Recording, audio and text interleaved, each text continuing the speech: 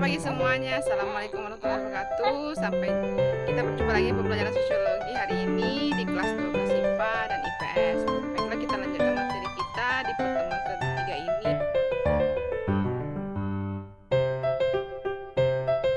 KD yang kita pahami yaitu KD minggu lalu, memahami berbagai jenis dan faktor-faktor perubahan sosial serta akibat yang ditimbulkan dalam kehidupan masyarakat, dan menalar berdasarkan pemahaman dari pengamatan dan diskusi tentang perubahan sosial dan akibat yang ditimbulkan. Indikator yang ingin dicapai hari ini yaitu memahami teori-teori perubahan sosial yang ada di masyarakat, mengidentifikasi teori-teori perubahan sosial di masyarakat, menganalisis teori-teori perubahan sosial di masyarakat. Jadi hari ini kita belajar tentang perubahan teori-teori perubahan sosial. Minggu lalu kita mempelajari tentang bentuk-bentuk perubahan sosial yang ada di masyarakat. Oke, kita lanjutkan materi hari ini. Teori yang kita bahas minggu lalu yaitu teori perubahan sosial ada dua, yaitu teori siklus dan teori linear. Hari ini kita lebih dalam lagi mempelajari teori perubahan sosial. Banyak teori-teori yang dikaji dalam perubahan-perubahan yang ada di masyarakat. Teori gunanya untuk mengkaji sebuah masalah dan memberi solusi untuk masalah sosial yang ada di masyarakat. Baiklah, Ibu jelaskan. Seperti kita lihat, teori siklus itu adalah teori yang mengarah perulangan, di mana siklus itu adalah berulang. Seperti kita lihat pada gambar, dia ada gambar melingkar dari primitif, tradisional, modern. Jadi dia mengarah perulangan masa ke masa dari yang primitif, tradisional, modern. Nah, teori ini didukung oleh Oswald Spengler, Piotr Sorokin, dan Arnold Toynbee karena mereka melihat keadaan itu selalu berulang.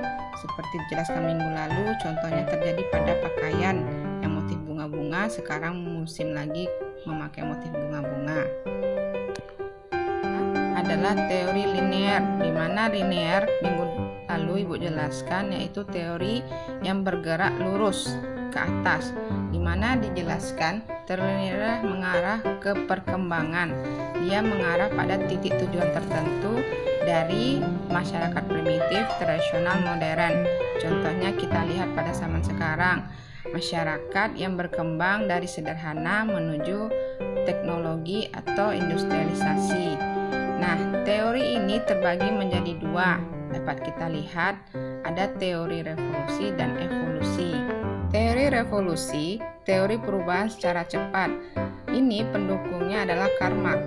Karena Karl Marx melihat pada saat itu masyarakat bergerak secara cepat pada masa revolusi industri. Masyarakat dari tradisional menuju industrialisasi yang bergerak maju cepat dalam perkembangan industrialisasi. Yang kedua, teori evolusi, perubahan yang terjadi secara bertahap dari masyarakat primitif, tradisional, modern, dan kompleks. Ini pendukungnya adalah Herbert Spencer, Emil Durkheim, dan Max Weber. Herbert Spencer melihat masyarakat itu dari evolusi perkembangan soliditas masyarakat. Masyarakat yang tradisional menjadi masyarakat yang modern. Sedangkan Emil Durkheim melihat dari solidaritas mekanik ke organik, di mana masyarakat yang bersama sifatnya masih kebersamaan dan tradisional. Pada masyarakat desa muncul industrialisasi, mereka muncul spesialisasi kerja, yaitu solidaritas profesi. Sedangkan Max Weber melihat dari pandangan masyarakat itu sendiri, yaitu masyarakat dari yang tidak tahu apa-apa dengan percaya terhadap hal-hal yang gaib menuju hal yang masuk akal.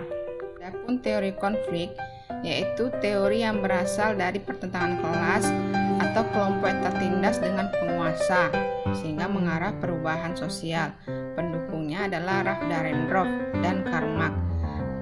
Ralph Dahrendorf teorinya mengkaji tentang kekerasan, di mana perubahan itu terjadi karena konflik antar kelas di masyarakat sehingga memicu sebuah kekerasan dan mengarah perubahan struktur yang ada di masyarakat. Sedangkan Karl Marx melihat konflik kelas sosial itu dari kapitalisme, karena pada saat itu Karl Marx melihat masyarakat terjadi pembagian kelas karena adanya hubungan mencari untung dan siapa yang berhasil berusaha di situ berada pada tingkat kelas atas atau kelas bawah.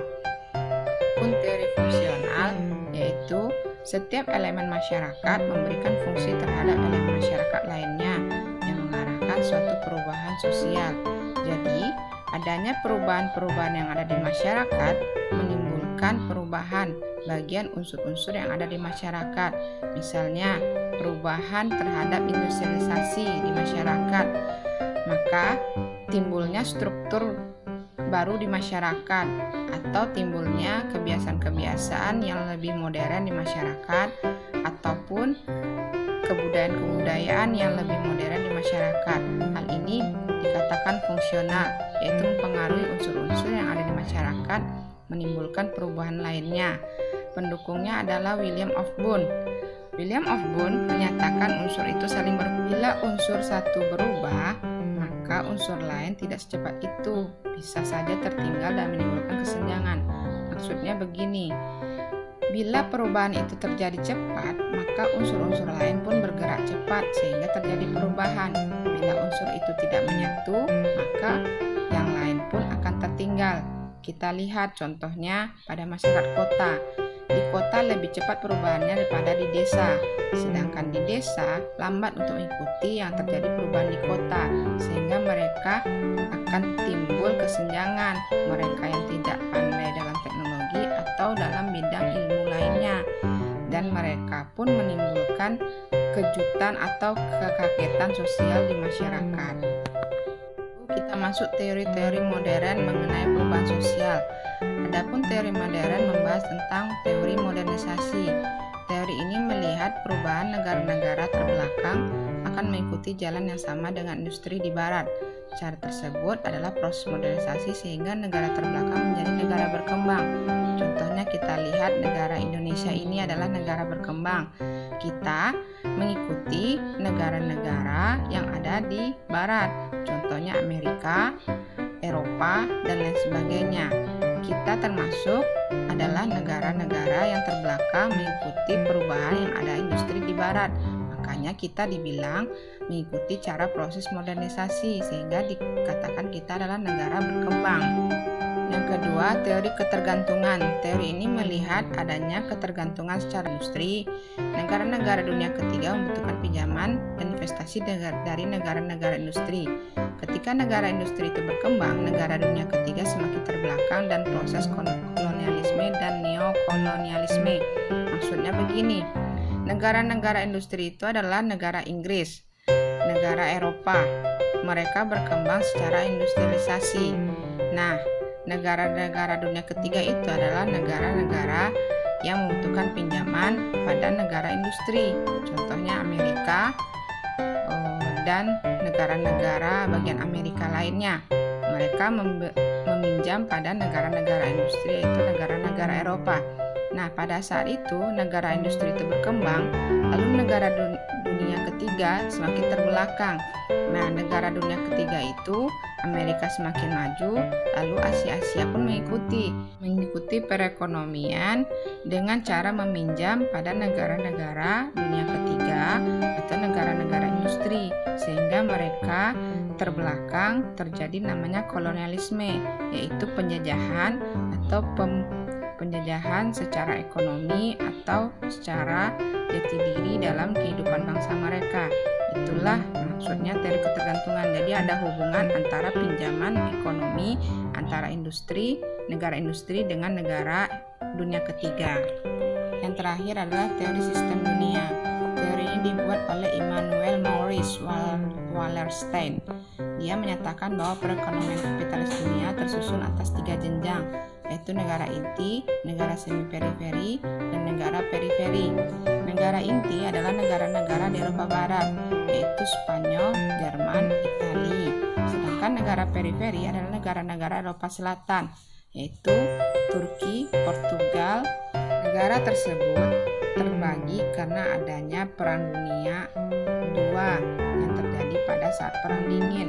Makanya terbagilah negara-negara tersebut dalam perekonomian kapitalis dunia, sehingga mereka mengadakan penjajahan di seluruh dunia dan negara-negara lainnya. Nah, Pada saat itu, negara Eropa Barat sangat berkuasa dalam perekonomian, dan negara Eropa Selatan bergantung perekonomiannya pada negara Eropa Barat. Sedangkan negara periferi adalah negara Asia dan Afrika, negara yang dijajah oleh negara periferi atau negara Eropa Barat.